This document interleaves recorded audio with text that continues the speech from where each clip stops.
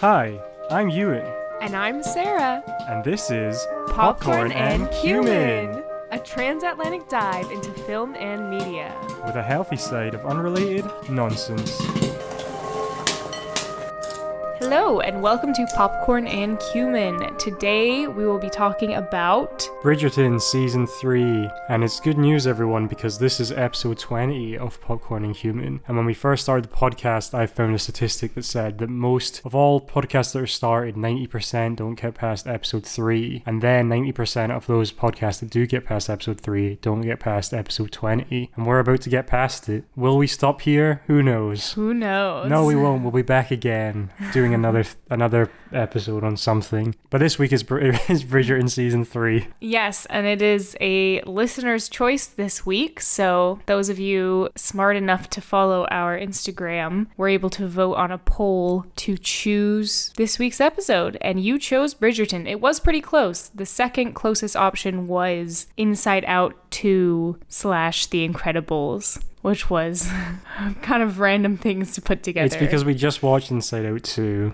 and we'd also previously watched The Incredibles because I got a hankering to watch The Incredibles after playing Villainous, the board game Villainous, and I had to play as Syndrome in Villainous, and I lost. Did I lose? No, I think I won. It was a glorious victory. I don't think you won, but I can't actually remember. No, I think you won because you had the easy one. Oh my goodness. It's only easy if people don't know who you are. Like me. Maleficent. I didn't know you were evil at your core. Yes. But anyway, we are not doing Pixar Pals this week. Perhaps we will do Inside Out 2 another week, because that seems to be doing quite well at the box office, although maybe with children and not adults. But you should all go see Inside Out 2 and cheer during the credits when you see Jenny Horn come up, who is Sarah's sister-in-law and our only legitimate link to the film industry. So, before we get into Bridgerton, we are going to do our cross-border factoids, because they've got to be done. So, for our new listeners, I am from the California. As it's known, commonly known as the California. And Euan is from the Scotland. So, each week we discuss one UK-US difference each, and someday we'll run out and then we'll realize we're all human. I'm a citizen of the world, first and foremost. Exactly. Sarah's getting frustrated because the Euros are currently on, and she is, I think, actually quite wrongly suggesting that I'm trying to watch every single game and make out that every game is a big deal. And her contention is that, why do I care about football games that don't involve countries that I have any connection to? Yeah, I was going to say any interest in, but that would have been wrong. I don't have a vested interest in them. And I said that because, Sarah, I'm a citizen of the world and I care about the world's game. Just every minute of every day, the background of my life is just a football game. Well, there wasn't any football on today, but Wimbledon started now, and Sarah's... Oh, that is worse. God, not back to tennis again. Yeah, we were tennised out after watching one movie this year that involved tennis to some extent. No more tennis. No more tennis. All right, so my cross-border factoid, well, you can see what it is if you follow Popcorn and Cumin on TikTok, but it is that here in the UK, and it was like this in Australia as well, which is what do you call it? I don't want to say what we call Australia in the UK. No, like Australia and Canada. Oh, it's part of the Commonwealth. The Commonwealth. Oh, it's part of the Commonwealth. So then Britain forced some of its culture on Australia. Never mind. But anyway, the marshmallows are horrible. That is my UK-US difference. Okay, in the US, which I believe originated marshmallows. Not that we should be that proud of that, because they're just kind of like gelatin and sugar and kind of... How did you come up with it? They're like ground horse hooves or something really gross like that. Wow. So let's not think about that. But anyway, they're delicious in the US. Delicious, white, fluffy. But here in the UK, they have these pink marshmallows. And they come in packs where half of them are pink and half of them are white. And the pink ones are fruity. Marshmallows should not be fruity, but not like fruity like actual fruit, like fruit flavored, and they're just horrible. So Sarah has this weird thing where she doesn't like fruit involved in her desserts in any way. Okay. Which is kind of strange because fruit, like a lot of desserts are fruit-based, and she's inherently rejects them. I'm coming around on some. I like tarts that have fruit in them. Well, the all-American staple is the fruit pie. But I don't like fruit pie. I don't like cooked fruit. That's because in like tarts, the fruit is not cooked. If the fruit is cooked, then it becomes like this warm, gloopy mess. Blech. But anyway, even people that I know who like fruit in their desserts, who are American, do not like these pink piles of crap that you call marshmallows. Pile of crap. And I made Rice Krispie treats today, and I took out all the pink marshmallows. But I'm a little suspicious that all of the marshmallows are fruity. It's not just the pink ones. Yeah, you're probably going to start saying the pink ones contaminated the rest of them. I think they might have. The dust of the pink ones are all over. The fruity marshmallows are taking over. They are. We gotta get rid of them. Well, I don't mind the fruity ones, and I was aghast when I went to put something in our kitchen's bin today, or trash can in the US, and it was just filled with pink marshmallows. I thought Sarah's gone crazy. She's really taking her revenge out on the marshmallows, because I would have just happily eaten them. I'd have put them in my hot chocolates. I should have burned them. Well, then they'd probably taste better to you, toasted. They're all dried out anyway, those ones. Yeah. Those were from a year ago. Marshmallows in the US are chiefly used in s'mores, which is a sort of marshmallow sandwich where you use maybe this should be my difference. Yeah, do you not have s'mores here? No, I think you do, but I was going to say about the graham cracker thing. Okay, let's hear it. Here's Euan's UK difference. So in the US, they say names wrongly. So they say wrongly. Graham. I don't think wrongly is even a word. So you just kind of... I've contradicted myself and made myself look foolish. We'll cut that. So in the US, they say words incorrectly, and especially people's names. So there's a common example of this is the name Craig is said Craig. The name Aaron is said Aaron. And the name Aaron is also said Aaron, which is quite confusing. I have no idea what you just said. Aaron. Those are different. And if you're saying they don't sound different, you're delusional. But which one is the US version? Which one is the UK version? They're different names, but in America you say them the same way. There's two different Craigs? No, because the name is supposed to be said Craig, and the Americanism is saying Craig, like a crag, like something in like a mountain. Well, see, you were comparing different things. I didn't differentiate them. Yeah. Should we start the segment again? Do you think people are lost?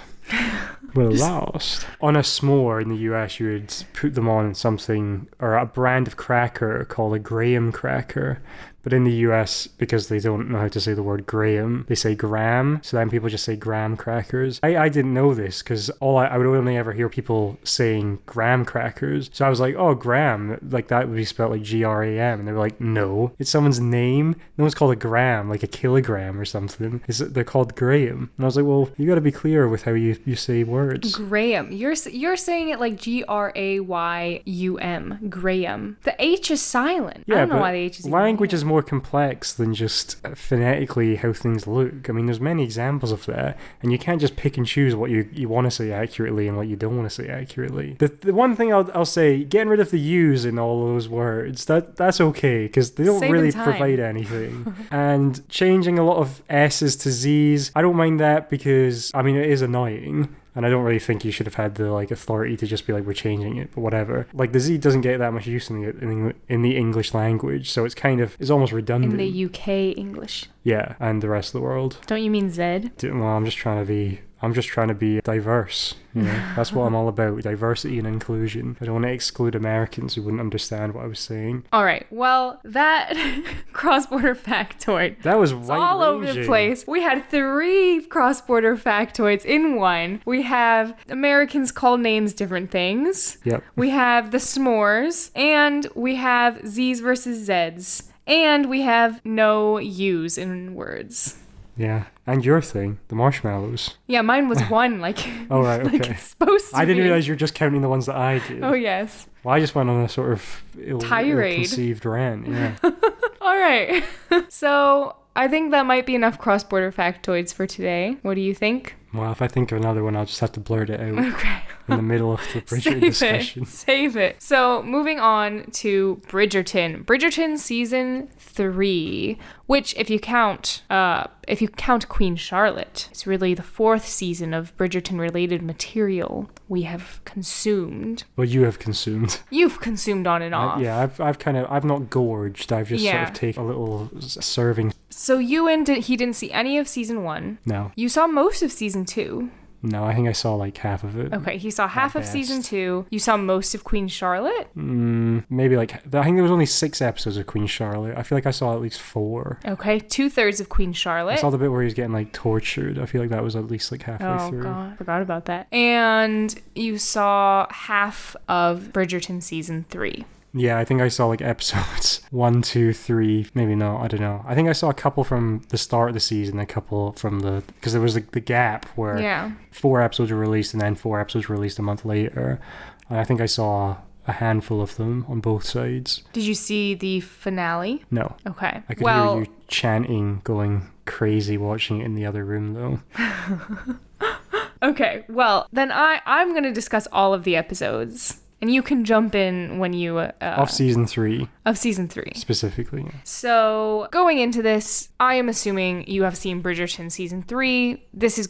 All of this is going to be spoilers for Bridgerton season 3. So. And there'll probably be spoilers for seasons before as well, I'd imagine. So if you're really, really late to the Bridgerton train, but you're planning on watching it, perhaps come back to us another time. Also, if you've seen the first episode of season 3, you probably know what's going to happen, so you don't have to stop listening if you've only seen the first episode. For the main storyline. So in this one, our main love story is supposed to be Penelope and Colin. While it was clear that they were the main characters of this season, it felt like compared to other seasons, there were a lot more side plots happening that were made more present and sort of sometimes kind of took away from their romance, it felt like. I don't know. I feel a little bit like Penelope and Colin weren't given the justice they deserved compared to other seasons. This season was not my favorite. I still quite enjoyed watching it, but of the seasons, all right, I'm gonna rank the seasons right now. Can I rank them as well? Yeah. Okay. You go first. Yeah. Well, season 1's last because I haven't seen it, so it's really just discounted. Okay. Queen Charlotte, I think, is the best. Okay. Because it was the most compelling story. Mm-hmm. Season 2 probably next because I think the music was better. And I thought it was weird when he started crying when he got stung by a bee, but that was because I didn't understand the concept. Yeah, you can't say that if you haven't watched it. And then, Dad died from being stung by a bee. Yeah, well that's sad. Yeah. And I felt bad after that. And then actually I don't know. I feel like I like this one as much as probably season 2, so they're probably equal. And then season 1 dead last because I didn't watch it. Okay. Well, okay. My number 1 is also Queen Charlotte. That was my favorite one. And number 2 spot goes to, I think, season 2. Number 3 spot goes to season 1. And number 4 spot goes to season 3. Oh, so dead last season 3. Yeah, so we're kind of all over the place. And I can't remember season 1 as well. So I don't know if that or season 2 deserves to be second place. But I just remember thinking from season 1 that there was a lot of like manipulating into having a baby, which was kind of unhealthy and weird. And that was the part that I didn't like season 1. But that guy's really hot. What's his name? Excuse me. What's his name? Reggie Page. Yeah. I think it's actually like Reggie Jean Page. Yeah. The one but he was too good for Bridgerton, had to quit to have his illustrious career of doing absolutely nothing. He was in that Dungeons and Dragons movie that bombed. That's true. And he was in that for like 10 minutes. That was a decent movie. No, the movie was good, but he wasn't actually in that very much. Yeah. Well, he was also happy, Reg. Yeah, he's also rumored to be the next James Bond for a bit, but is probably definitely not going to be James Bond. So. Do you think that's why he quit? Because he thought that was on his horizons? I don't think so. I don't think his commitments to Bridgerton would have prevented him from being James Bond, considering they haven't even started filming and probably won't for another couple of years. Yeah. So. Yeah, and plus, Jonathan Bailey came back as Anthony Bridgerton. And he's doing in this stuff. one. Yeah, and he was like, it was a pretty chill role. You know, he was kind of barely in it, but he was still kind of just there to make an appearance. I did think it was weird when he came on and was like, I've been in Australia filming Wicked. I thought that was weird. Wait, what? When did he do that? He didn't actually do that. That was a joke. Is that what he was doing? Yeah, he's playing Fiyero in Wicked. Oh, wait. I'm sure you knew that. I just forgot. So now Okay. it's like learning that all over again. Well, you probably would have burst That's out exciting. laughing once upon hearing my great impression, but you just didn't remember what the reference was and you just looked confused. When you just use your accent that you use for every other accent. I'm not sure that's accurate. Okay. So anyway, Colin and Penelope. Colin gives me the ick. Oh. You know? Well, I feel bad. He seems like a nice fella. It's just all of the open mouth breathing. Do you know what I'm talking about? Yeah. When he's just like he never shuts his mouth. Never. It's always open. And he had those sideburns, which apparently, according to the director, were supposed to make him look more manly and stuff, but I don't know. I wasn't liking it. Yeah, I think the costume and makeup people have done a bad job with him because you see him in like the cast interviews and stuff, and I think they've made him look less attractive, which I think is they should be doing the opposite. Yeah, it was supposed to be a sort of glow up, which he glowed does. down. Yeah, he does look a little more. I think they sculpted his face a little more to make him look older. He looked older than he did in the previous season. Like his cheeks looked less like. I think he looks younger in the show though than he does in real life. Like the way he maybe.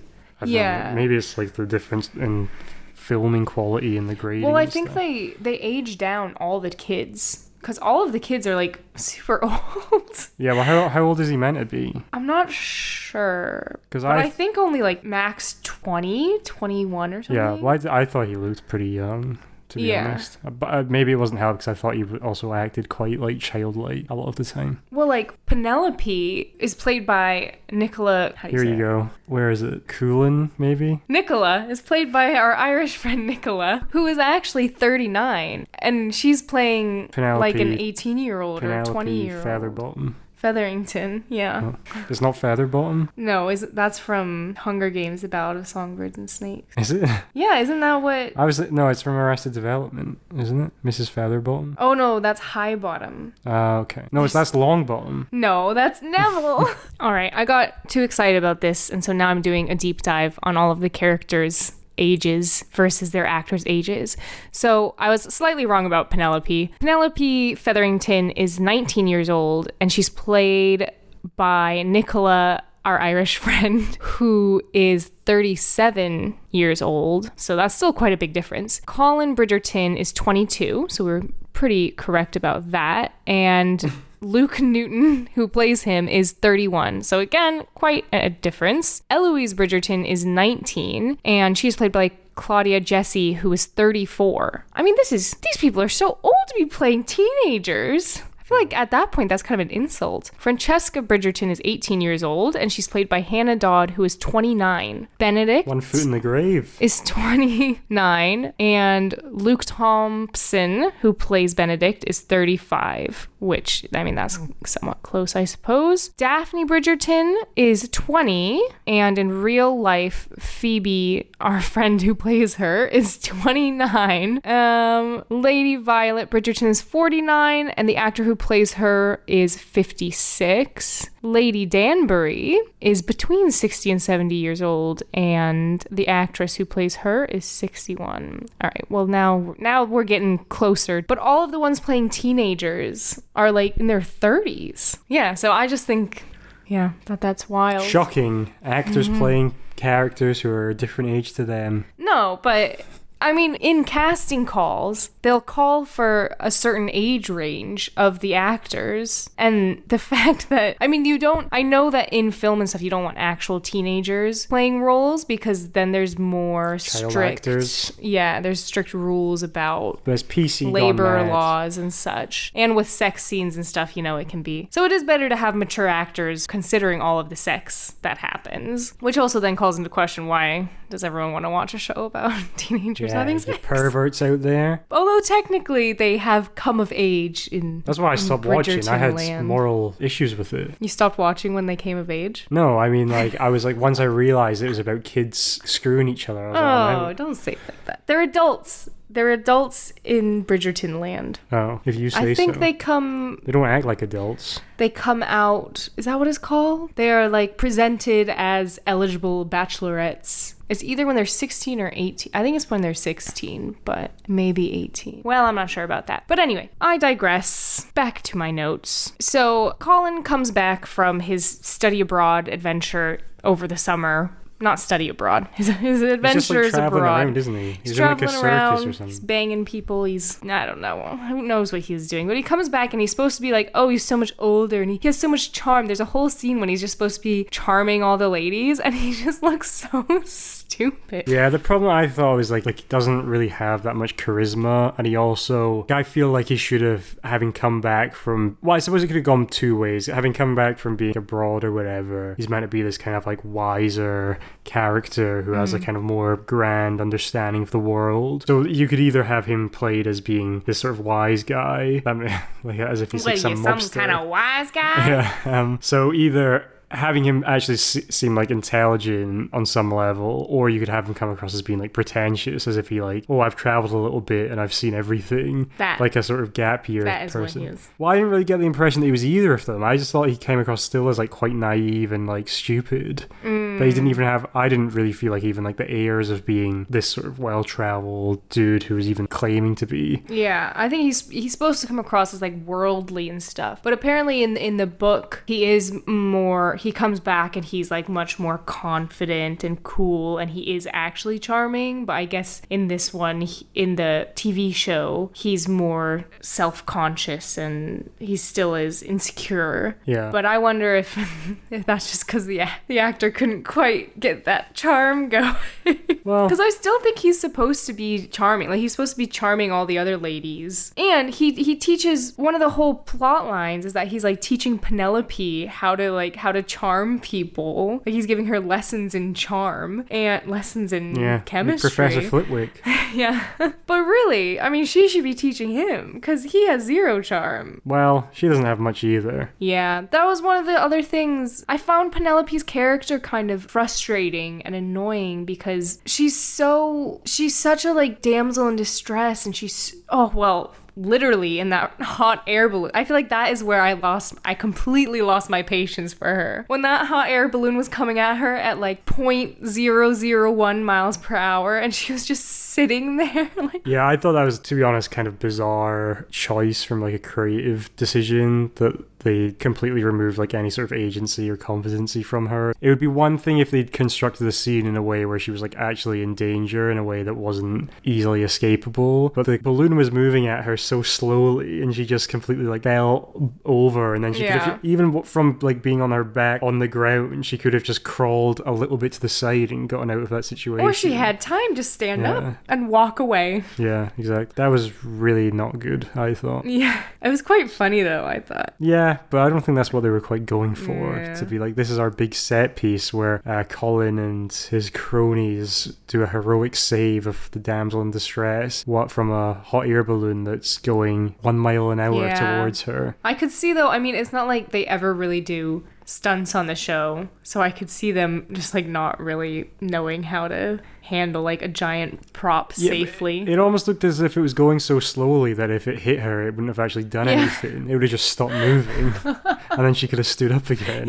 That was quite funny. One of the reasons her character, I guess, is supposed to be so insecure, and you know, she never finds any matches and stuff. In the book, apparently she's described as just being like ugly. Hideous. Yeah. So then in the TV show, they kind of like allude to her not being able to get any matches and how she just has to accept that that's just like the way she is. But it's never mentioned that, it's implied that it's because her like body type doesn't fit what like the standard beauty of the time. I don't even know if at the time that was a standard beauty, but it's never like said, and it's all just a little. I think It's questionable. I think back in those times, well, at least at one point in kind of like antiquity, that's not the right word for it. It's not antiquity. Maybe like the Tudors and stuff. But that's associated with like the big corsets and things. And I think being of a larger body, because it was kind of like indicative of having like money, because everyone else was like starving and it would be like stick thin. So obviously that's not the only factor that leads to someone having like one body or another, but that's what I've read is the way people would like see it. Having access to food was like a sign of wealth. I'm not sure if that's this time period. Yeah, I don't know. Do you know in the book if it's like the same thing where it's like she has a different body type to other people? I don't think so. I think she's just described as being ugly. Yeah, which I don't think they really, in the show, I don't remember. I mean, you would know better than me, but it doesn't sound like you can remember this either. Like people ever referring to her as like ugly or anything. So it is difficult with adaptations like TV or movies or whatever, because there are characters who like people will be saying like, oh, they're ugly or whatever, and that's like part of the plot, and then you look at them and be like, no, they aren't. Yeah. So well, actually, I think maybe in the book she maybe does have a larger body type, because then part of her like glow up is that she loses a bunch of weight, which is again I hate. But that Penelope's glow up in the TV show, I think, is done quite well. We have a change of... She was wearing these, like, frumpy, horrible dresses for a while that were... well, colors that I don't really like, like pink and orange. And then she changes to like blues and greens, and they're much sleeker. And she like lets her hair down, and all of this and the costumes in general in this season are even less authentic to the time period. Like I feel like they just totally threw authenticity out the window, but in lieu of having more extravagant outfits, having Penelope's glow up. And how do you feel about that? Do you think that's good? I don't good? care. Yeah, okay. I mean, as long as they're like acknowledging it, it's not like, not in the show, obviously, but the director and stuff was saying we wanted this to have more of a romantic comedy? Romanticy.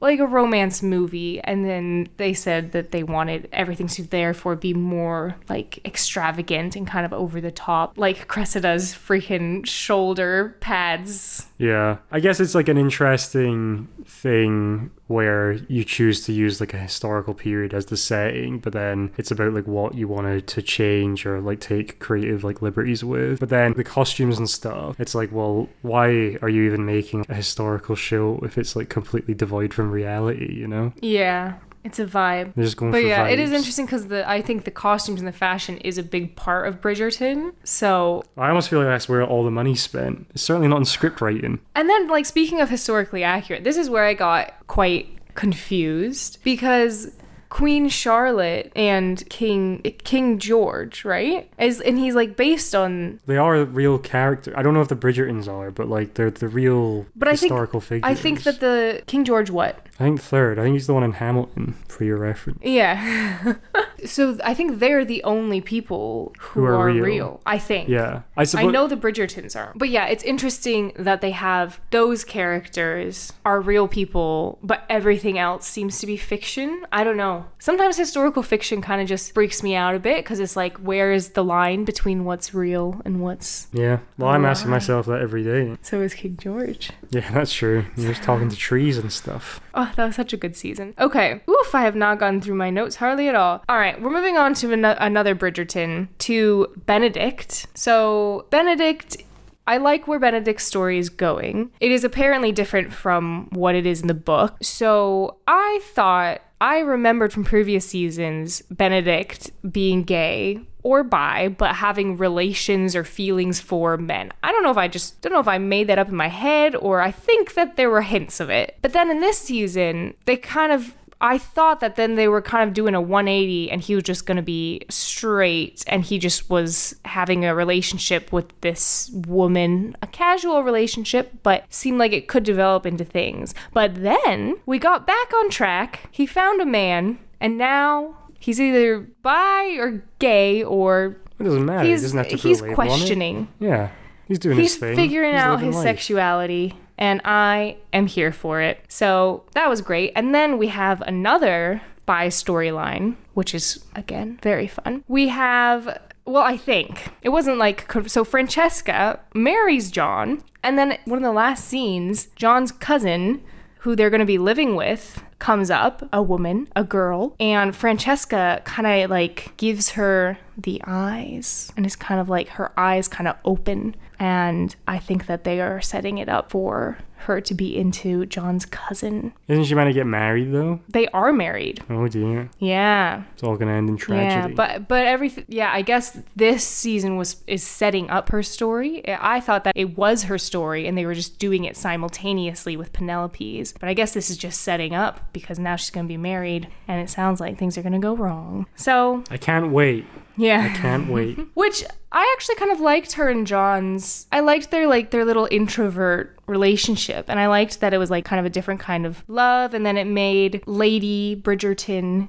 kind of had to like rethink, because she only knows like one kind of love, the very like passionate in your face kind. So then she was like, she realizes that, oh, there's other kind of love, and as long as my daughter is happy, then I'm happy. But then I feel like Francesca actually, it sounds like maybe she's not actually like in love with John, which I feel like kind of defeats the growth. Yeah, from what I saw, I always thought their like interactions pretty awkward. I mean, you can correct me if I'm wrong, but the idea was like they are finding like comfort. They're mutually awkward, comfortable with that around each other, and then maybe we belong together. I thought it was cute, and then they both kind of also challenge each other to like get out there more, even though they're both really introverted. But now she's gonna go too far. Go the furthest out you can go. Yeah. Yippee! Other little things. Queen Charlotte's hair had some real crazy wigs. I don't think you saw the best one, which was the most expensive item in Bridgerton, or the most expensive in Bridgerton piece history of clothing. I don't know if you could call it that, but it was like a wig with moving swans on it. Wow. Yeah, that was I hope they weren't powered by electricity, because that wouldn't have been earned at the time. It has to be blowing in the wind. Yeah, I think it's the same kind of like a music box is. Oh right, like okay. Tension. A winch. Yeah. There's the Will character, who's the boxer guy. Yeah. Who I don't really feel like added much to the season. You also kept asking why he was there. Well, yeah, because he would like come on screen. It was a little bit the same with the older Bridgerton. It kind of felt like there wasn't actually a plot happening around them. It was just, oh, we have to like remind the audience that these characters exist. So then after a scene with Penelope or Colin or Cressida or Eloise, like some of the characters that were kind of driving the plot forward would happen, there'd then be a scene with the older Bridgerton character, or this character, what's his name? Will, where it's just them small talking about something. What was the point of that scene? Yeah. It just seemed like it was to like remind us that those characters existed. And here's what you missed with Will. Yeah. Yeah. But maybe that's unfair, because you said he was in season 1 and then he went away and then he's come back again. I don't remember him in season 2, but he might have been there the same way he was in this season, kind of just on the side. That character as well, there was a couple times I just felt like he had like a sort of modern day London accent, just like trying to bust through his Victorian accent, which was interesting. I probably would have noticed it more if other characters had been like paying more attention. Not saying that they were doing a bad job, just because like you can't be perfect all the time, but yeah. True. Like all the West End actors can never hold their American accents down. Well, yeah. We'll be judging if any of the Broadway actors, when we go to New York, can do a British accent. I can bet that they can't. What are we going to see with a British accent? I don't know. Well, I'll ensure we just see something, and then I'll boo and walk out halfway through. Okay. So, moving on to sort of the wrapping up of things in the episode. I thought, for your context, Euan, do you know who Cressida is? Yeah, she's the villain. Yeah, but you do feel quite bad for her throughout, because there's a lot of pressure on her from her family to get married. I mean, like most families. You know what they say, though? Pressure makes diamonds. But she just turned into a lump of coal. Yeah. So because her family was like so mean to her and you feel bad for her, I thought she was going to have some kind of redemption arc. I thought maybe Lord Deblin, I think is his name, the redheaded guy who Penelope was pursuing at the start, along with Cressida. I thought maybe he was gonna come back and then they would actually end up hitting it off or something, and he would, well, rescue her, which also wouldn't be great. But instead, she just gets shipped off to her aunt's house, like, far away, because she's disgraced the family. And then it's just like, bye. I thought she was gonna have some kind of redemption. I don't know. That felt sad to me. Yeah. I mean, she did have some horrible dresses, so They were. I don't want to see any more of that. So Yeah, get out the show. Her hair also, I don't know if they meant it to be like so over the top that it was ugly, but they really... Do you think part of the idea was like she was trying to stand out to try and attract the suitor or something for the sake of that was the idea? So the idea is like she's always going over the top and we're meant to be, I wouldn't have gone with that outfit or that hairstyle. Yeah. Or maybe she's trying to play up to the queen because she does the same thing to get into her good graces. Yeah, maybe. Good grace with your grace. It's always the big shoulders as well. So maybe she was trying out for the NFL team herself. Well, you know, like women's suits and stuff. I feel like when women are trying to be establish themselves. Girl boss. Cressida trying to be girl boss. All right, and then in the epilogue, Penelope has a baby because that's a woman's only purpose. And Colin releases a book called Traveling with Myself. Oh, that's nice. Isn't that a stupid name? Yeah. Well, I guess like the idea is meant to be it's like philosophical, introspective journey. But... Well, he's just talking about having sex with women. Oh, is he? Yeah. I'd read that. Well, that's part of it. And she Penelope encourages him to write it. Yeah, well, okay, well, we can go into this actually. So I'm curious about this because I read that in the books, Penelope isn't revealed as Lady Whistledown until this book, so like book 3 or something. But I already knew that, so I don't know when you find out in the show. Is it in season 1 or 2? It's the end of season 1. Okay.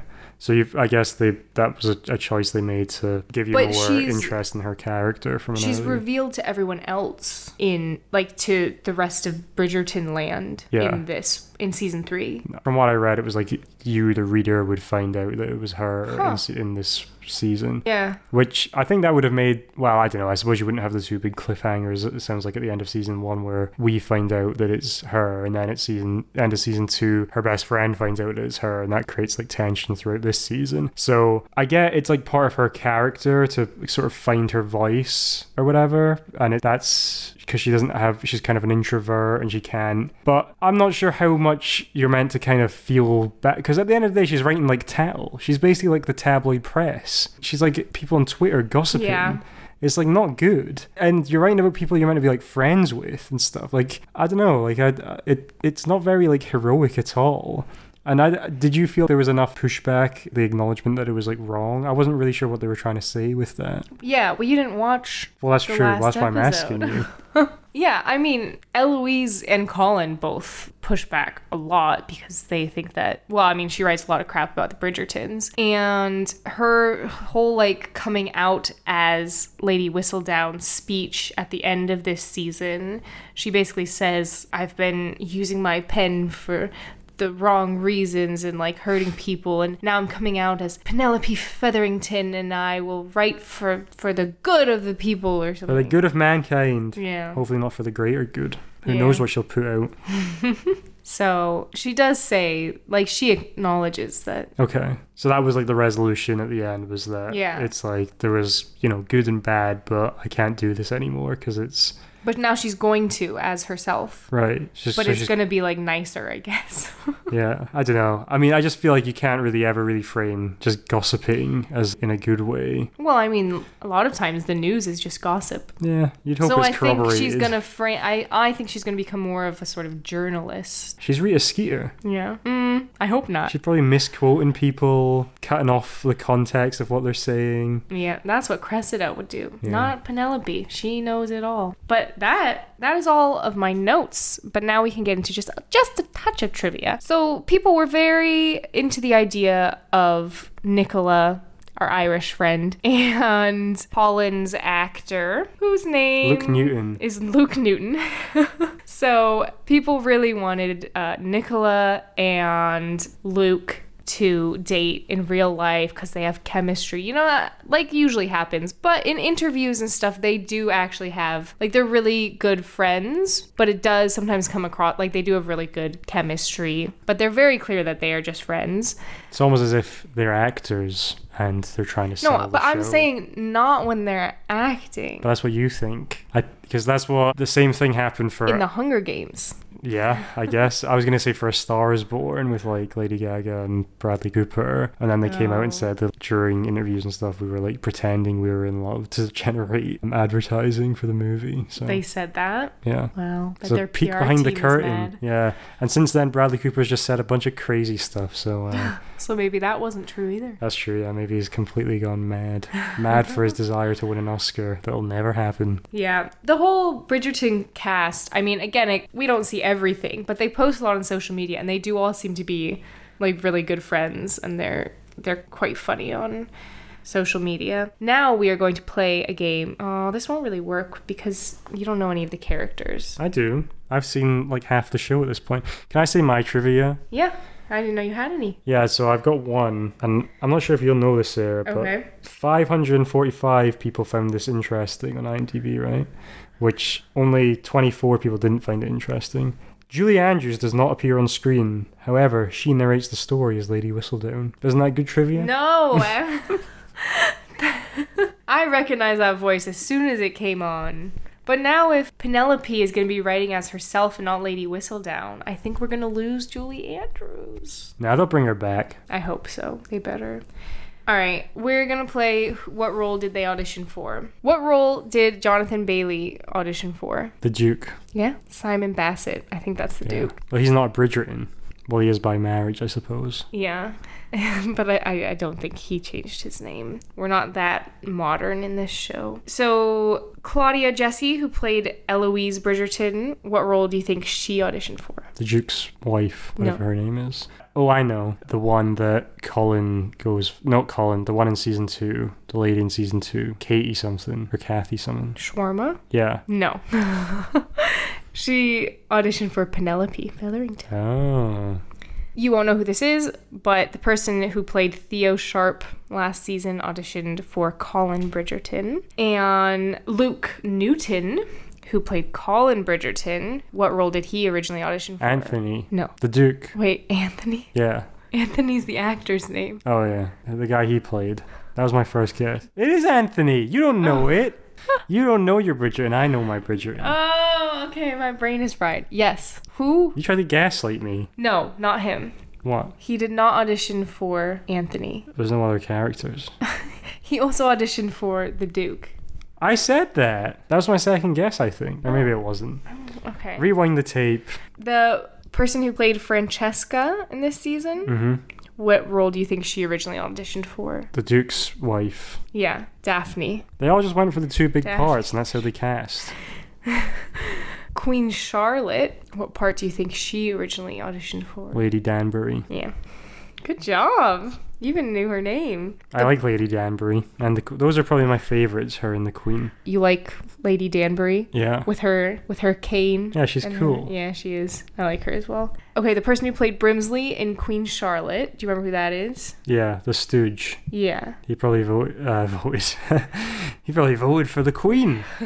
He probably like her hand person. He's One always of like them. following her around. The short one. Yeah. Probably auditioned for George. Yeah. And Colin Bridgerton as well Oh. in the regular Bridgerton series. I And didn't realize that was up for grabs. I might have said something else. I was just doing Queen Charlotte specific.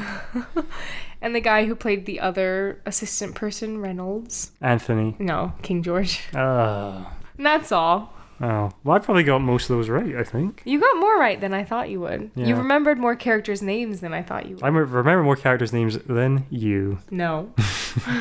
Maybe. There's too many of the names. Too many names. Too many Bridgertons. Too many Featheringtons. I thought the Featherington sisters, like Penelope's sisters, actually had some very funny moments. Yeah, when they were learning about sex. Yeah, that was...